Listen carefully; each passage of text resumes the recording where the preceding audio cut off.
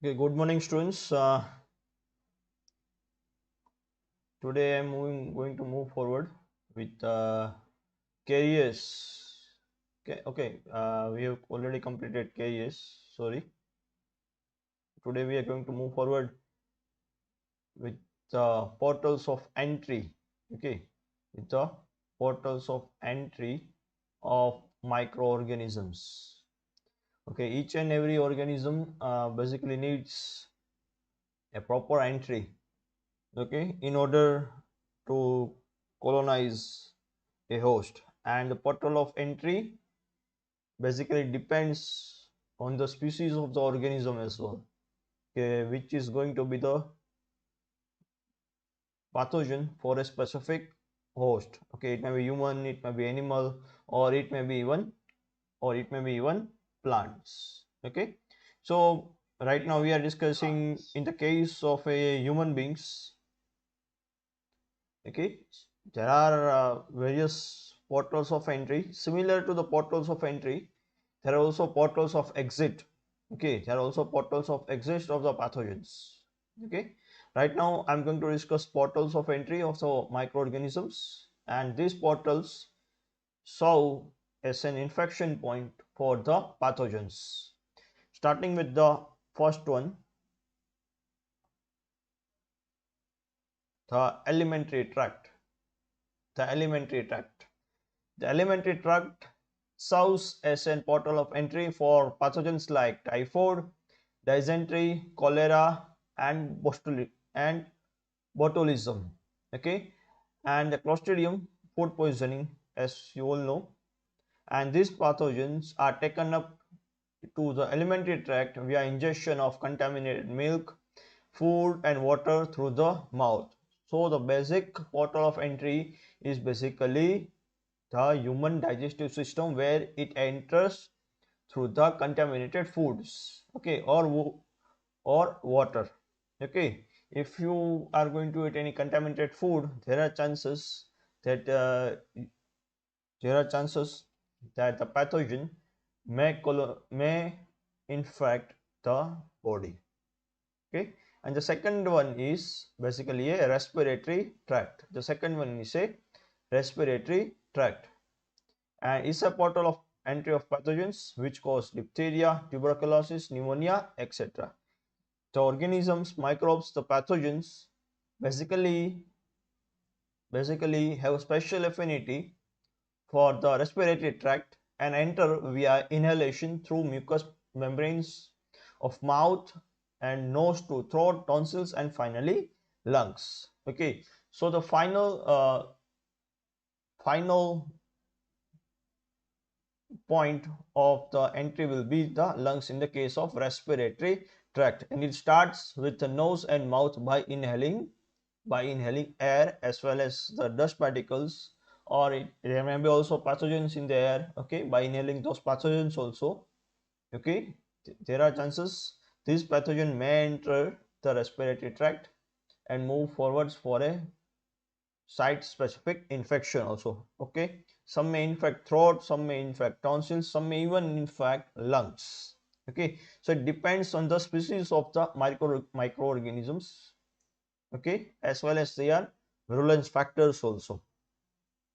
Now the urinogenital tract.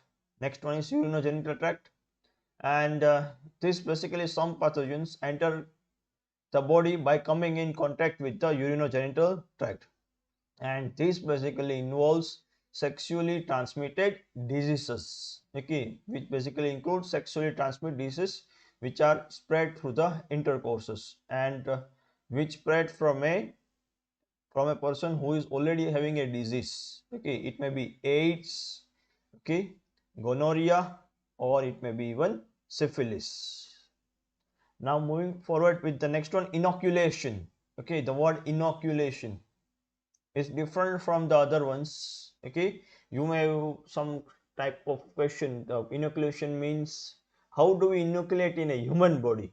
Okay, you must have done inoculation in the media, but how do we inoculate?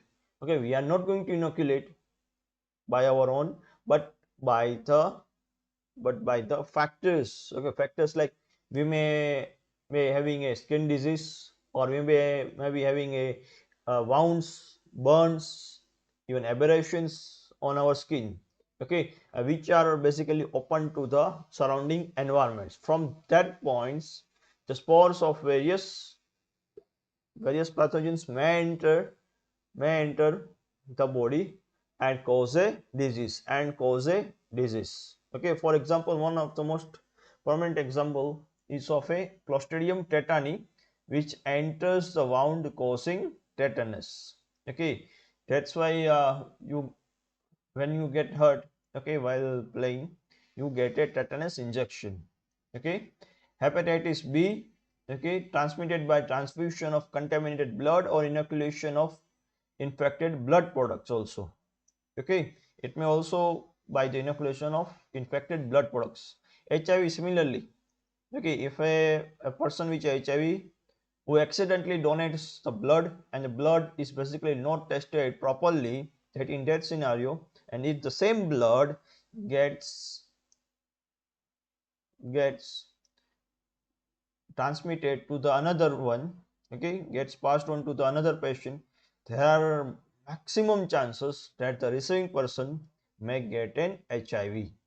Okay, so similarly, one other disease also is in malaria.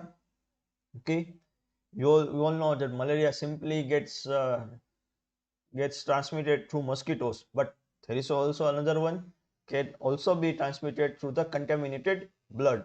Okay, the blood donor, okay, who may be having a malaria, but accidentally, again similarly in the case of a HIV, the malarial patient who has a blood and donates the blood, and the blood is used by another patient, and the patient may receive malaria together with the blood. Okay, and another examples of the when there are wounds of the skin, okay, by the entry of bacillus anthracis. Okay, by the entry of the bacillus anthracis. The next one is parenteral route. Okay, parenteral route. Okay, simply the organisms which gain access to the body when they are deposited directly into the tissues beneath the skin or into the mucous membranes. When the barriers are penetrated or injured, this route is called as parental route. This route is called as parental route. Okay, this is basically a confusing term.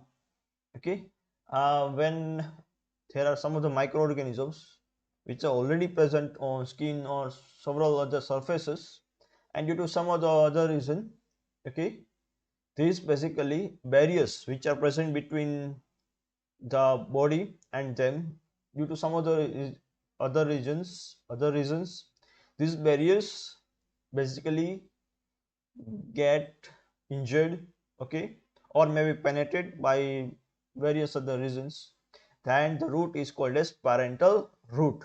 Okay, then this route is called as parental route. For example, in the case of punctures, injections, bites, cuts, wounds, surgeries, okay, and splitting of the skin or mucous membrane due to swelling, drying, can also establish parenteral routes. HIV, hepatitis viruses, and bacteria that cause tetanus and gangrene can be transmitted parenterally.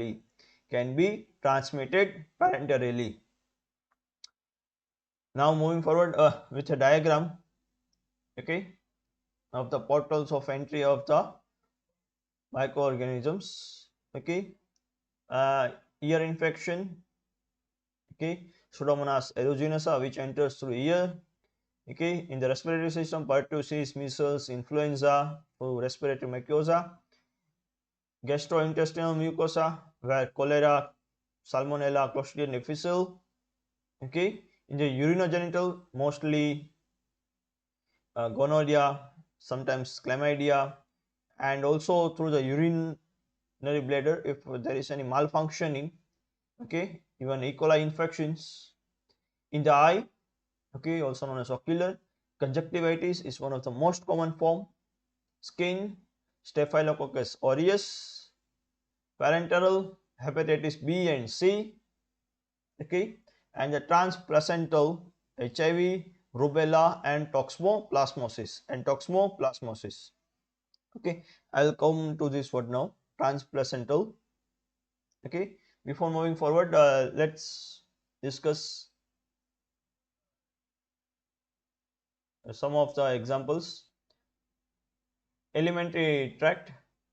Okay, alimentary tract organism is Salmonella typhi, which causes typhoid, Vibrio cholera, Clostridium botulinum, even botulism, or you can use food poisoning as well, Shigella dysentery, Bacillary dysentery, Entamoeba histolytica, amoebic dysentery. Now, in the case of a respiratory tract, Corynebacterium diphtheria, which causes diphtheria, Mycobacterium tuberculosis causes tuberculosis, Diplococcus pneumonia causes pneumonia. Now, in the case of urinogenital tract, Neisseria gonorrhoeae causes gonorrhea, Treponema pallidum causes syphilis. Now, by the inoculation, okay, by even by the mosquito bite of the female Anopheles, okay, through which it transmits the plasmodium, transfers plasmodium and causes malaria, Yersinia pestis, a plague, Rickettsia prowazekii, endemic typhus.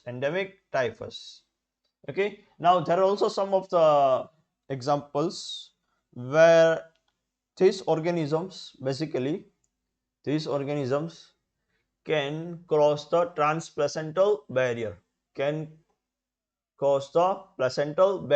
okay, this is in the condition where a female basically who is pregnant, okay, and through the placental barrier, almost most of the pathogens cannot pass through this barrier. But even if a single pathogen passes through the transplacental barrier, okay, in that scenario the chances of the death of the child are very high. Okay, even a single organism moves passes the placental barrier, the chances of the death of the child are very high. Okay, and it cannot be treated very easily. Okay, it cannot be treated very easily. Okay, so in most of the cases prevention is the better idea. Okay, but most of the pathogens do not pass, but these are the infections, okay, which can pass through the placental barrier and can be a life threatening one also. Okay, which are also known as torch infection in the short, okay, starting with the first one, toxoplasmosis. Okay, and the pathogen involved is a Toxoplasma gondii. Okay, okay, in this case, syphilis, chickenpox, hepatitis B, HIV, and the fifth disease, which is basically known as erythema infectiosum. Okay, and the pathogens involved are Treponema, Variola zoster virus, hepatitis B virus, retrovirus, and paravovirus B19. And next one is a R, where it's a rubella. Okay, the pathogen is Toga virus. Okay, next comes C, it's an cytomegalovirus. And the pathogen is human herpes virus 5. And the next one is H herpes, and the viruses are herpes simplex viruses. Okay, 1 and 2. Now please have a look of the diagram here.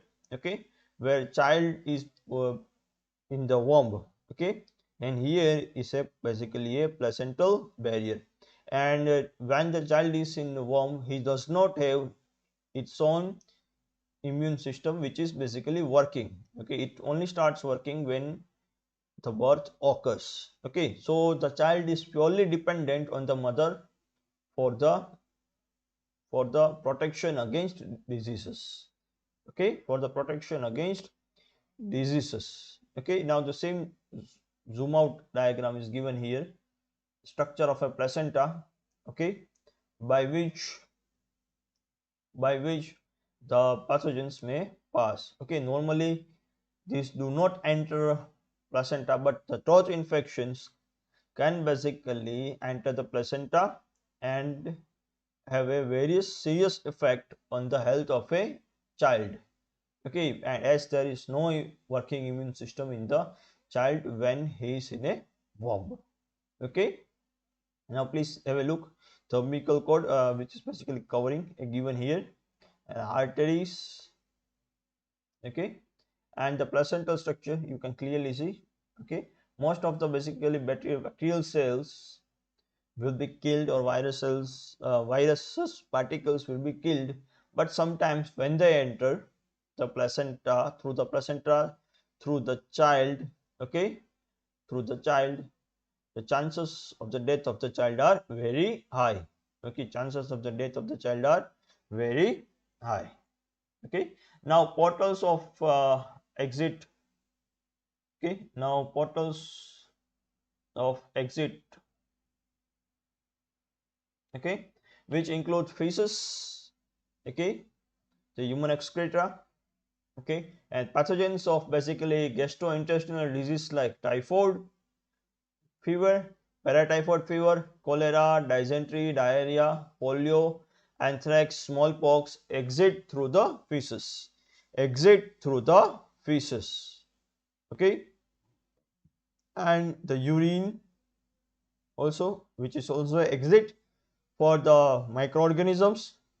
Pathogens of typhoid and paratyphoid fever and tuberculosis basically exists through the urine. From sputum and saliva, pathogens like tuberculosis, whooping cough, rabies, pneumonia exit through the sputum or saliva. Okay, there are also other examples which include skin and mucous membrane secretions. Okay, where pathogens of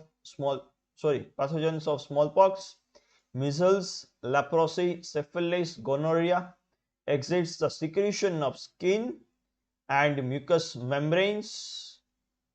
Next one comes nose and throat secretions, in which the pathogens of diphtheria, whooping cough, measles, mumps, pox, polio, syphilis, tuberculosis, and which exit through the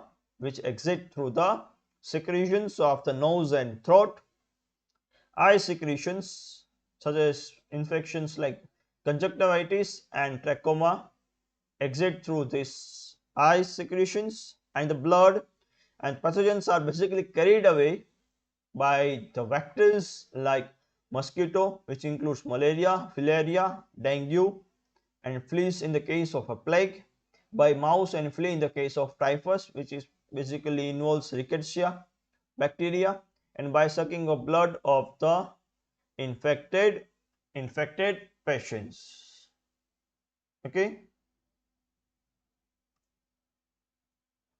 now please have a look at the diagram of the portals of exit, okay, of the microorganism, portals of exit of the microorganisms.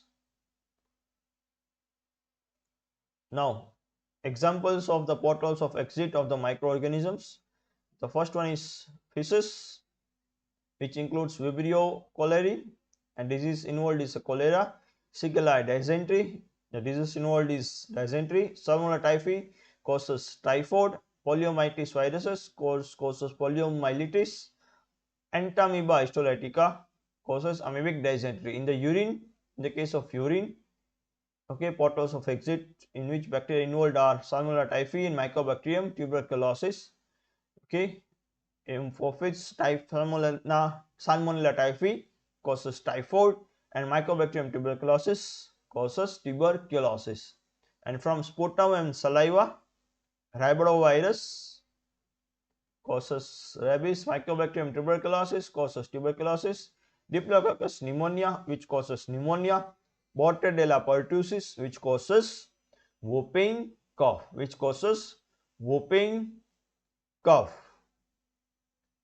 Now next one is skin and mucous membranes. Causes leprosy. Treponema pallidum, which causes syphilis. Neisseria gonorrhoeae, which causes gonorrhea. And from the secretion of nose and throat, Corynebacterium diphtheria, which causes diphtheria. Bordetella pertussis, which causes whooping cough. And from eye secretions, chlamydial trachomitis, which causes trachoma. And from the blood, the female Anopheles mosquito, which is causes basically malaria, is been secreted out from the blood. Okay.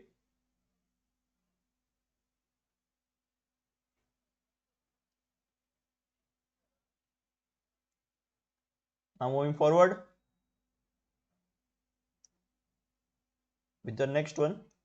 Okay, now comes the mode of transmission. How are the pathogens transmitted? How are the pathogens basically transmitted? Okay, and there are various modes of transmission which are basically involved, okay, which are basically involved in different types of diseases. Different types of pathogens are basically transmitted through a different mechanisms, okay. Some of the examples which are given here: through body contact, in which there are of two types, direct and indirect contact. And now the condition which I am going to discuss is of a direct transmission, okay, in which AIDS, gonorrhea, syphilis. Through indirect contact, diphtheria, measles, pneumonia. In the case of infected hands, staphylococci, streptococci, as well as some of the enteric pathogens. Droplet infections of diphtheria, influenza, tuberculosis, measles, mumps, whooping cough, and now okay, in this case COVID-19 also. Okay, in this case COVID-19 also. Okay, if you want to add example, you can add examples of COVID-19. Congenital, which includes syphilis, rubella, and AIDS. Heterogenic or laboratory infection, in that case viral hepatitis B, C, and D, as well as the AIDS. And next comes the indirect mode of transmission, through in which basically microbes are not transmitted directly. Okay, it may be transmitted through a sources, okay, as well as the vector transmission, through contaminated water, which includes amoebic dysentery, bacillary dysentery, enteric fever, cholera, and polio.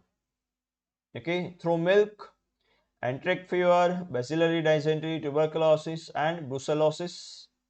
Okay, through food other than milk, which includes enteric fever, bacillary dysentery. There are also various other examples.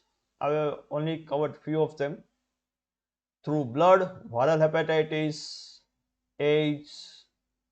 Through vector transmission, and there are two type of vectors, mechanical and biological vectors. Mechanical vectors, in which a non-living thing may be involved, okay. So diarrhea, dysentery, and typhoid. Through biological, which are transmitted basically by the mosquitoes, okay, malaria, filaria, yellow fever, and leishmania.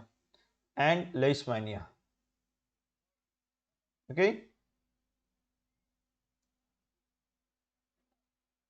Now please have a look of a pattern of transmissions, okay, where which includes a communicable transmission, infectious diseases, okay. There are also one other time, okay, horizontal transmission of diseases and vertical transmission of diseases, okay, which I am going to discuss now, where you can say direct and indirect terms, okay,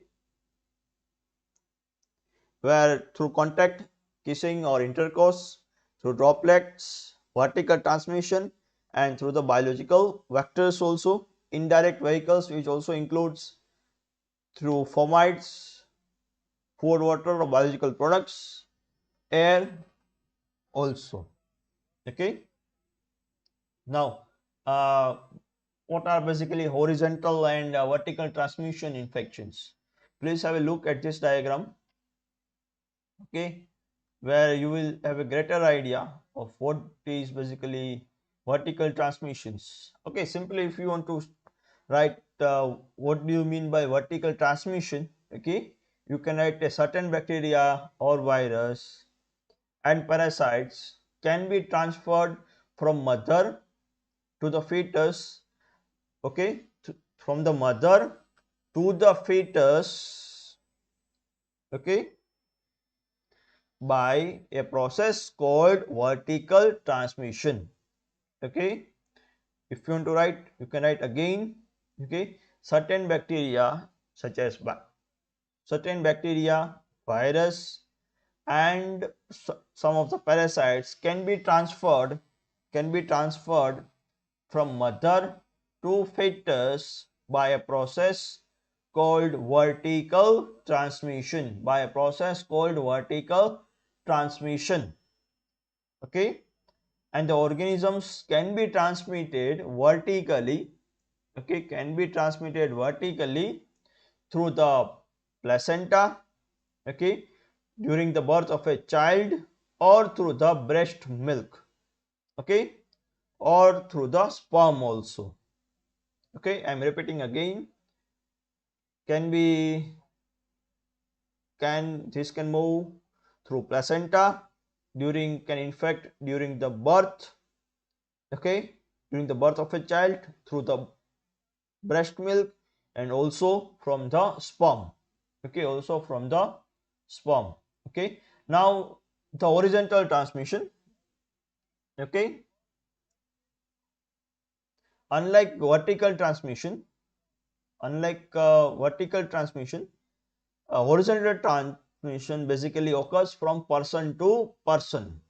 Okay, horizontal transmission occurs from a person to person, okay, and is not from a mother to the offspring, and is not from a mother to offspring. Okay, so basically vertical transmission is more like a from a mother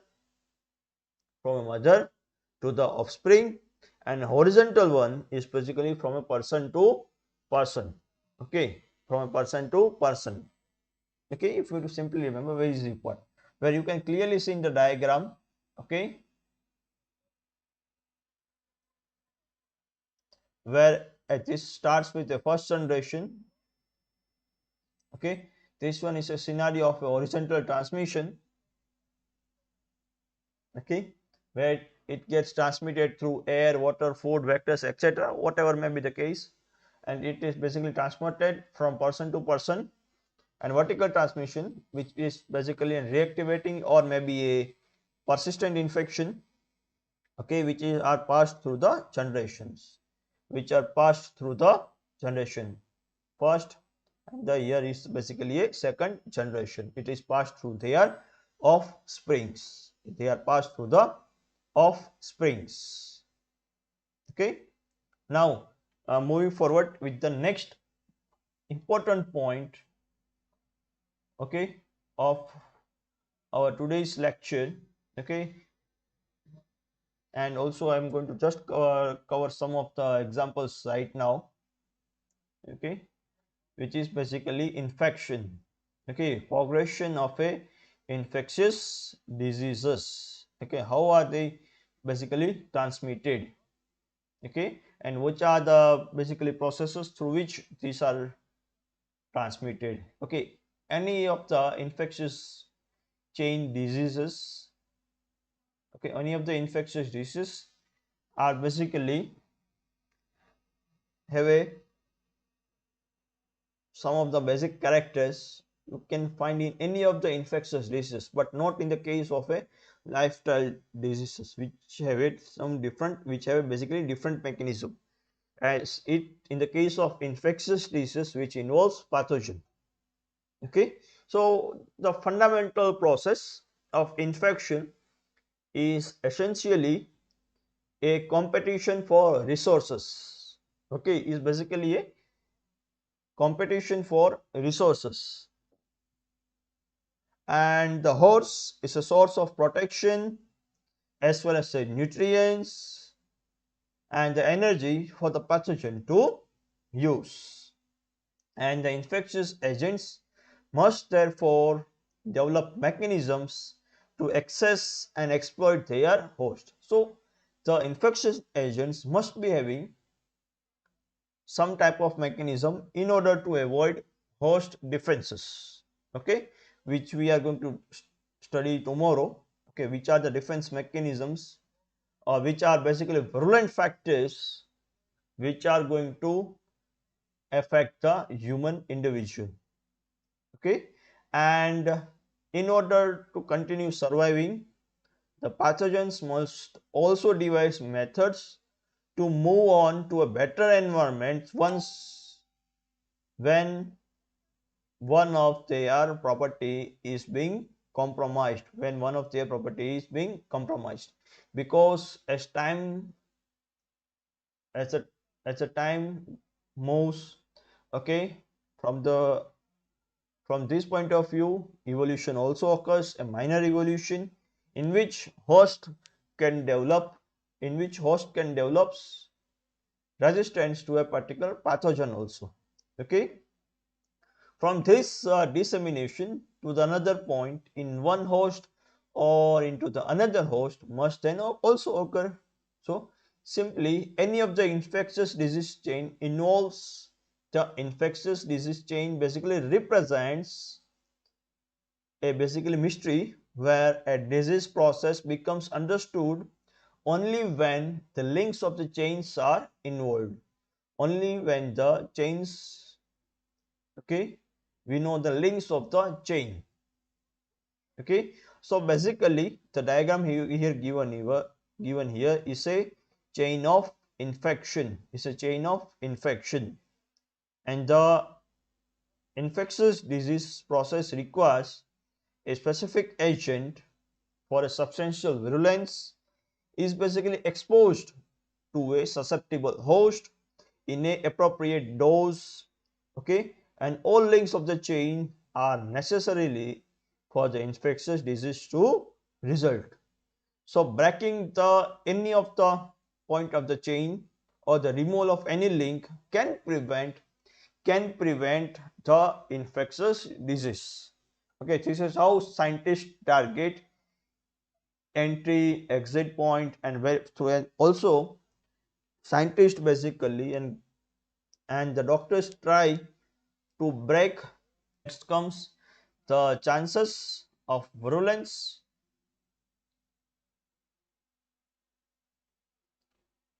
First comes the agent, next comes the virulence, third comes the exposure, fourth comes the doses, and last comes the susceptibility, okay. If the any point of this chain is broken down, okay, if any point of the chain is broken down, then we can prevent the infection. For example, virulence, okay. If the medicines used, okay, can target the virulence factor, disease basically does not occur, okay. Now if we target the exposure pattern, okay, similarly how exposure pattern can be targeted, it can be targeted by using prevention measures, okay. Right now we are dealing with the COVID-19. The prevention measures are basically use of mask, okay, through which a infection can be transmitted, okay. Next comes the dose, okay. Some microbes require very high dose for an infection, some require very low dose of an infection, okay. And next comes the susceptibility to a particular pathogen. Next comes the susceptibility to a particular, sorry, not the pathogen, to a particular host, okay. If any of the points of these, okay, do not move in a proper direction, okay, then the pathogen would not be able to cause disease, okay. Then the pathogen would not be able to cause disease, Okay. So